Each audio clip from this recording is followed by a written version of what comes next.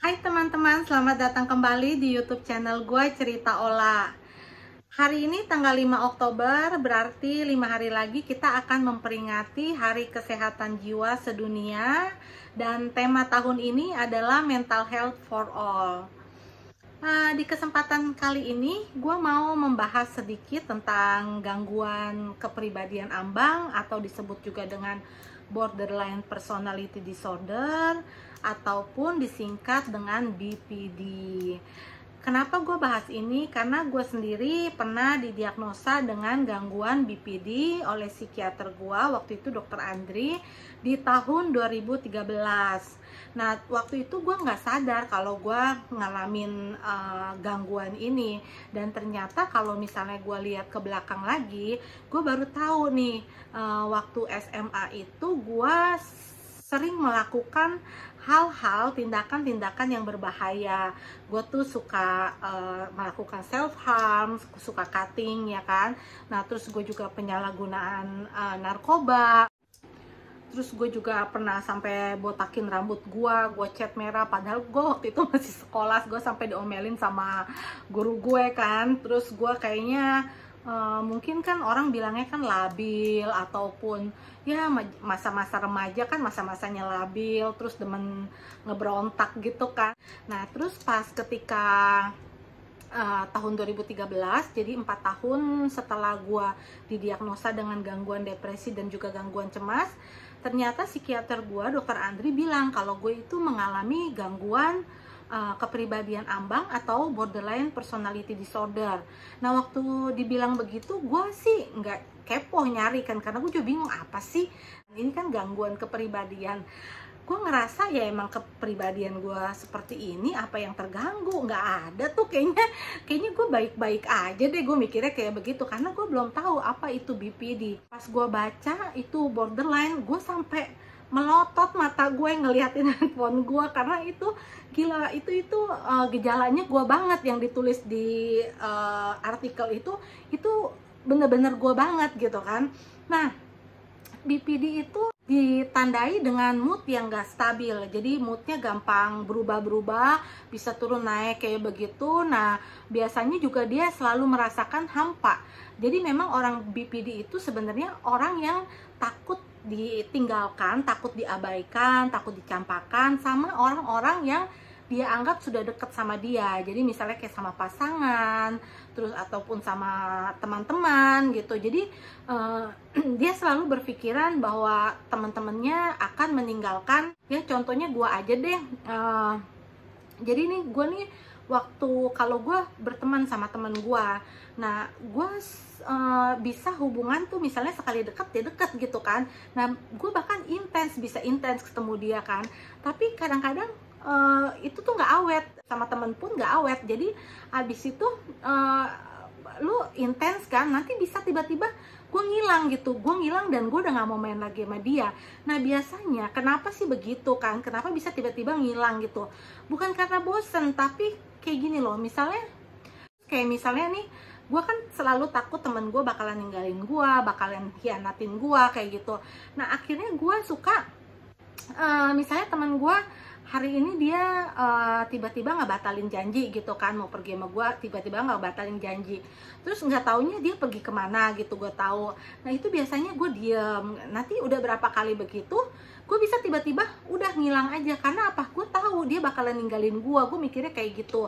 Padahal itu belum tentu kan kalau dia bakalan ninggalin gue. Makanya kadang-kadang orang BPD itu suka ada yang ngomongnya katanya, jadi kita tuh nge-push orang supaya ngejauh sebelum mereka ngejauhin kita duluan, karena kita menolak sama rasa takut ditinggalkan, dan juga dia mikir orang itu bakalan ninggalin kita. Jadi kita tuh bahkan mungkin teman kita mau nolong, sebenarnya mau nolong kita, dan mereka juga nggak kepikiran untuk meninggalkan kita. Dia pun ternyata nyaman main sama kita, tapi karena pikiran-pikiran itu yang memang ada di orang borderline itu yang membuat tuh akhirnya berteman juga nggak awet, paling 3 bulan gitu. Makanya gue suka ngomong sama temen gue kan, si bro, gue bilang, bro, gue punya teman baru nih, anaknya baik banget deh, gini.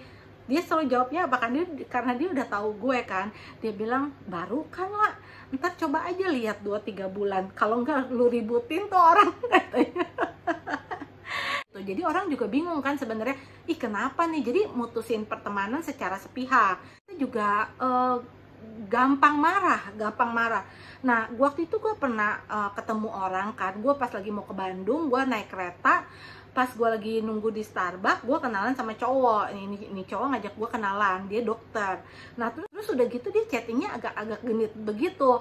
Nah, gue otaknya mikirnya kan memang beda kan. Saya mungkin kalau orang lain mikirnya ya udahlah, nggak usah ladenin aja atau bilang aja, gue nggak suka ya, nggak sopan gitu. Nah, karena gue tuh pikirannya beda, gue mah mikirnya panjang, jadi kan kayak, lu kan dokter, harusnya kan lu begini gitu kan. Langsung lah gue serang itu orang kan. Jadi gue katainnya abis-abisan. Dan itu tuh kalau udah ngomel nggak berhenti gitu kan, sampai gue puas gitu. Setahu gue sih kebanyakan mereka nggak bakalan berantem fisik, tapi orang borderline itu akan menyerangnya lewat kata-kata. Dan sepertinya kata-kata itu bisa bikin musuhnya itu jadi mikir gitu, jadi terbeban sama kata-kata yang gue omongin itu. Jadi memang jahat banget mulut gue waktu itu kan. Nah, dalam berhubungan pasangan juga sama. Jadi hari ini nih gue mengidolakan dia. Makanya yang tadi kayak gue bilang, temen gue ngomong, lu kan baru kenal dia baru seminggu lah, coba lihat aja 2-3 bulan lagi gitu, pasti lu berantem sama dia. Tapi memang selalu kayak begitu. Jadi tuh kayak hubungan gitu intens ya, hubungannya intens, terus bisa tiap hari ketemuan, ngidolain dia. Tapi di saat entah pikiran gue ngelihat dia misalnya, dia nih kayaknya begini, jadi kadang-kadang tuh keselnya, misalnya si pasangan melakukan kesalahan itu tuh disimpan, diakumulasi begitu, nanti sekalinya meledak ya udah bubar deh tuh. Nah, gue ini kalau misalnya udah deket banget sama dia, malah gue jadi bergantung sama dia gitu. Nah, terus ya gue tuh jadi perasaannya takut ditinggalin terus. Sebenarnya orang BPD itu orang yang takut hampa di dalam dirinya, takut diabaikan. Jadi tuh kayaknya jadi bisa bikin ribut terus cuma gara-gara apa? Guanya takut gitu kan, padahal dia mungkin ada 24 jam buat elu gitu kan. Tapi begitu dia misalnya entah keluar makan bentar, kita udah mikirnya aneh-aneh, jangan-jangan dia bakalan ninggalin gua, coba gua tes. Nah, kadang-kadang orang borderline juga begitu, akhirnya ngetes, coba-coba ngetes gitu kan. Misalnya pasangan gua nggak bisa keluar kantor sebelum jam 5, terus gue mau tes dia nih, gue udah bilang gue sakit banget gitu kan, aduh gue sakit banget nih, gue harus juga sekarang ke rumah sakit, nggak ada yang nemenin. Gue mau tes apakah dia sayang sama gue. Kalau dia sayang sama gue jadi udah punya jawaban sendiri gitu di otak. Kalau dia emang bener sayang sama gue, dia pasti datang sekarang. Kalau dia enggak, berarti emang bener dia ini bakalan ninggalin gue. Nah, misalnya dia datang dong, ternyata sebelum pulang jam 5 dia udah datang, dia izin kantor buat nganterin gue ke rumah sakit.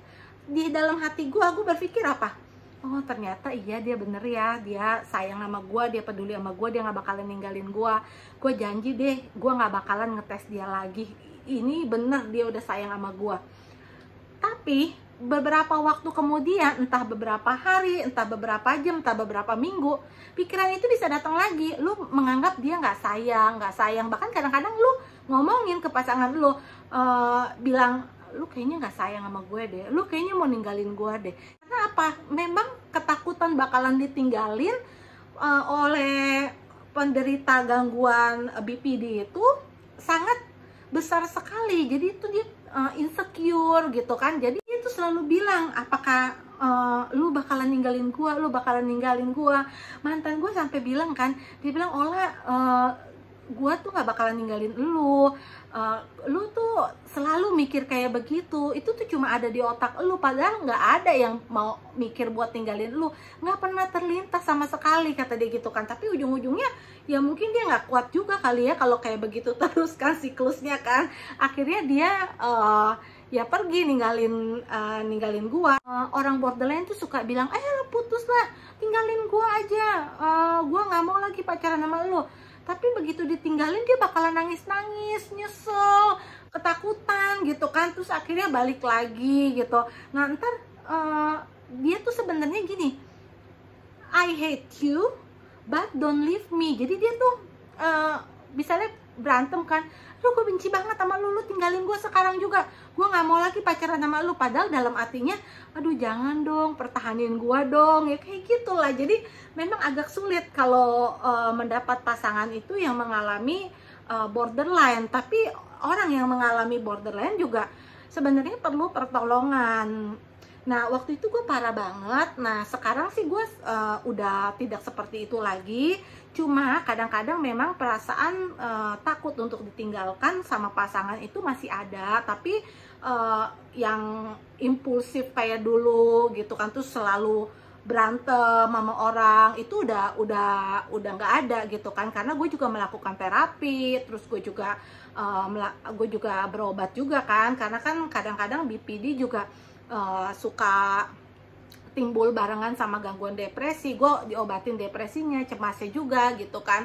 Nah kalau si BPD-nya ini sih ya mungkin kita lebih kayak mengenali perasaan aja gitu kan. Kita mengenali perasaan, terus kita sadar-sadarin bahwa misalnya dengan pasangan gitu kan, pasangan kan gak bakalan ninggalin kita gini.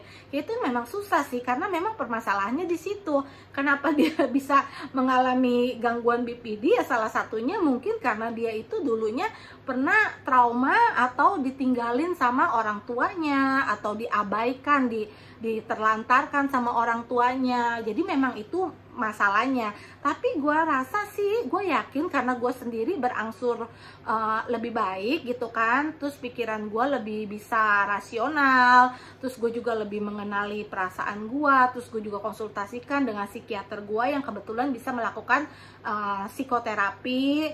Nah itu juga diajak lebih mengenali sih banyak terapi yang gue jalanin juga. Misalnya nih, gue berantem sama mantan gue karena masalah kopi lah gitu kan. Gue misalnya minta kopi susu, dikasihnya kopi hitam gitu kan. Gue marah nih ceritanya. Berantem, padahal kan masalah kecil kan. Emosi gue jadi gampang berantem. Terus gue maki-maki dia apa segala macem. Nah tiba-tiba hilang itu mood buat berantem. Tiba-tiba datar aja, kayak gak ada masalah. Terus happy, bisa ketawa-ketawa. Mantan gue bingung dong, kok bisa tiba-tiba ketawa-ketawa begitu. Nah udah dong, kita ngobrol-ngobrol lagi, duduk lagi. Kan tadi kan permasalahannya kan karena kopi kan. Nah terus misalnya kita lagi nonton TV, karena gue pengen minta kopi susu, terus ada iklan susu misalnya gitu kan. Terus gue bisa tiba-tiba, ini nih di dalam hati kayak ada yang sumbu yang lagi nyala, yang mau meledak gitu kan. Nah terus tiba-tiba gue bisa marah lagi, lu ya gini. Nah mantan gue bingung, lu tadi kan udah diem, udah anteng-anteng, kenapa lu bahas lagi? Ya lu kalau mau gue bikinin, ini nggak bisa begitu dong, lu nggak bisa bikinin gue lagi. Lu kenapa awalnya begini? Ya gitulah apa yang terjadi dengan orang dengan gangguan borderline. Tapi borderline sih memang nggak bisa dihilangkan karena ini juga gangguan kepribadian kan. Cuma mungkin dengan praktek kita bisa mengatur anger management kita, terus kita juga bisa lebih berpikir rasional, terus juga bagaimana caranya supaya kita bisa hidup harmonis dengan teman-teman, dengan pasangan, dengan keluarga. Ya itu sih yang bisa dilakukan untuk penderita BPD supaya bisa lebih baik ke depannya. Karena orang yang mengalami BPD kadang-kadang nggak sadar, jadi dia yang marah-marah aja. Banyak orang juga yang nggak ngerti gitu kan tentang gangguan BPD, karena kadang-kadang masih dianggap apalagi orang yang awam ya, mikirnya kan emosi seperti itu kan wajar. Apalagi sekarang di zaman pandemi begini, orang emosi dianggap wajar. Tapi bisa aja itu salah satu gangguan yang dialami oleh seseorang, dan itu sebenarnya ngefek banget ke mental pasangannya ataupun temennya ataupun keluarganya gitu. Orang-orang terdekat dia yang akan merasakan dampaknya gitu kan, dampak negatifnya. Nah dianya pun sebenarnya menderita, sebenarnya perlu ditolong. Teman-teman, sampai sini aja cerita gue tentang borderline. Gue nggak cerita banyak karena gue juga takut salah, tapi ini gue cerita berdasarkan pengalaman gue aja sih ya, karena gue juga didiagnosa oleh psikiater gue itu waktu tahun 2013.